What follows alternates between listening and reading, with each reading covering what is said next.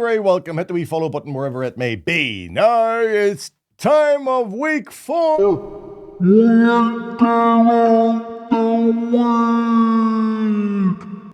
It's time for Wanker of the Week. And this week, that award goes to Belfast City Council. Now, that's not really fair. I have to be more specific. It goes to the two main parties in Belfast City Council, namely the DUP and Sinn Fein. Who said the Shinners and Duppers couldn't agree? Of course they can agree. If there's enough money on the table, they can agree. And when it came to deciding which organisations received a cut of a 10 million neighbourhood regeneration fund, it was a case of one for you, one for me. One for you, one for me.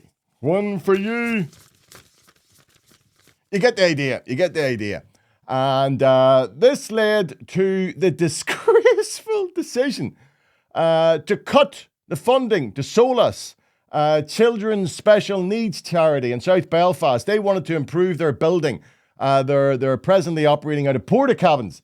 And they asked for 800k and were given or allocated 25,000.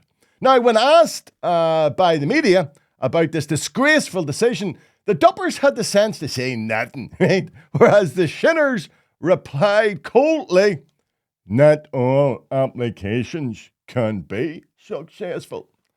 The money that would or should or could have gone to Sólás was instead split between organisations such as the Market Development Fund and the Greater Village Regeneration Trust, each of which saw their funding double to almost 650k. Now, while both those are no doubt admirable campaigns, many people believed Sólás, which worked with children with special needs, was a somewhat more important cause.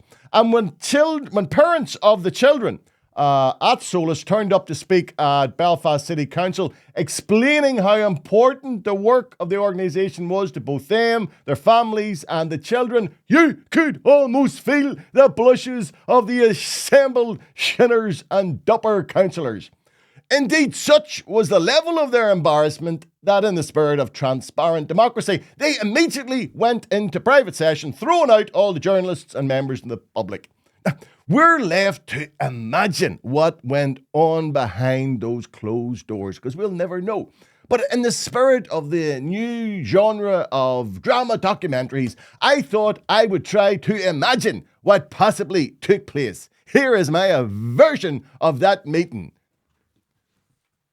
I say, Seamus, you said nobody would notice. I know, Willie. I didn't think that any support, who knew the media was going to get involved? This doesn't look good, Seamus. This doesn't look good. I know, Willie. I know you're talking to the converted here. What are we going to do, Seamus? What are we going to do? I've got a brilliant idea, Willie. We'll bung them 300k and just close this down, shut this up.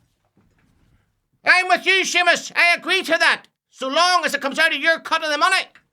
Hang on here, Willie. Now, that may not be exactly what happened, but I think you get the general idea. You know what I mean? You get the general idea.